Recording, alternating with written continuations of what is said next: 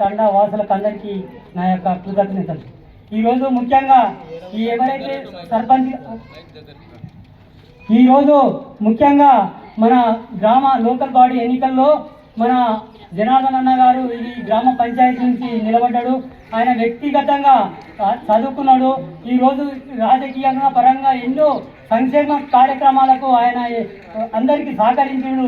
కాబట్టి మీ తండా వాసులంతా ఈ జనార్దన్ అన్న కత్తెర గుర్తుకు వేసి మీ యొక్క అమూల్యమైన ఓటునేసి ఈ తండ నుంచి అధిక మెజార్టీలో గెలిపించగలరని మేము మనవి చేస్తున్నాం.